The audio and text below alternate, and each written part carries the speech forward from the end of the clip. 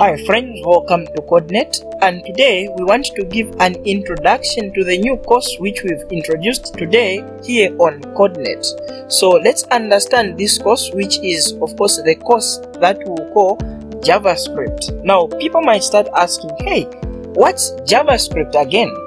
Well, if we were to define JavaScript for now, since we've not yet started the typical understanding of it, we can just say JavaScript is simply the programming language for HTML. And since I am saying the programming language for HTML, then it means we need to understand HTML before we proceed, or before we understand the actual programming of HTML, which is JavaScript. For some other people, if you want to understand, of course, JavaScript, you can also define it simply as the programming language for the web. Now, the web contains multiple scripting languages, including CSS, which is cascading style sheet.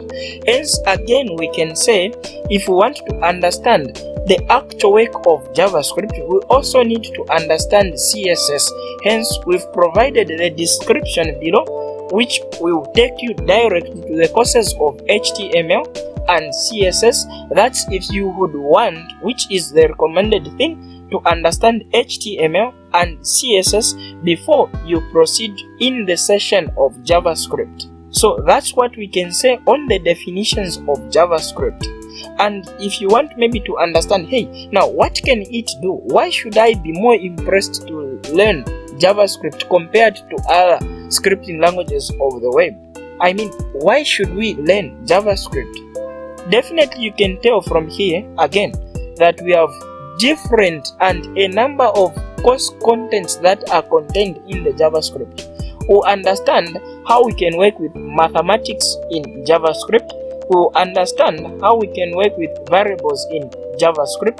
We'll also understand how we can work with the arrays, object-oriented programming with JavaScript. I mean, we'll be programming the web, not just dealing with the scripting bases or the scripting languages of the web.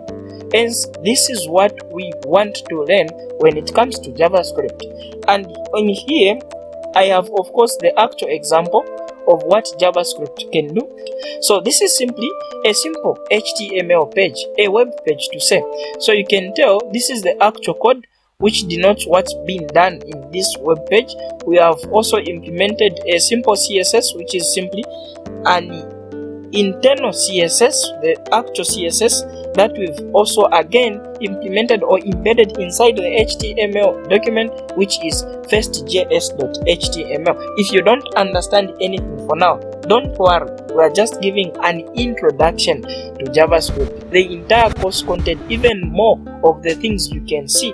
We implement them as we proceed with our course of JavaScript. So this is the actual source code which is implementing this code which you are seeing on our web page. So in here, if we are now to see what is being done, we are saying okay, JavaScript, and then we are saying the greatest programmer once said. Now you can take note that we don't have the actual words that were said by the greatest programmer. And down we have a button which we can implement using HTML. Hence, understanding HTML before JavaScript, we are saying okay, read what was said by the very greatest programmer that we are talking about. Once we click on this button, definitely we will see the actual words that were said by the greatest programmer. So he said or she said, love programming and live a happy life. Love programming and live a happy life. So from now, you can tell that we've changed the content of the HTML element. If we go back on our source code, you can again see and denote that the actual content that were said by the greatest programmer were kept inside a paragraph as an element of HTML. But instead, we changed the content inside that element, which is a paragraph, by the words that we embedded inside the JavaScript code, which is denoting the actual words that we want to replace on the element of HTML as a paragraph. So this is what JavaScript can do. And if we are now to analyze the entire content of JavaScript, we can say for now, this is simply nothing to the things that JavaScript can do. Hence, we would now see the actual benefit of learning JavaScript before we proceed even to the other programming languages. If we want to be full stack web developers, we should learn JavaScript. It's one of the very basic things that we need to learn. And the other two basic things are simply HTML, CSS, and JavaScript. If we understand these three, then yeah, we will be well and reliable web developers. Please, let's progress on our next session, and you can tell in our next session we want to install the necessary IDE, the actual IDE that I was even using to do the demonstrations on what JavaScript can do and anything related to that. So let's install in our next session Visual Studio Code as the actual IDE that we will be using to implement our codes. Please don't forget to subscribe, and you are on CodeNet.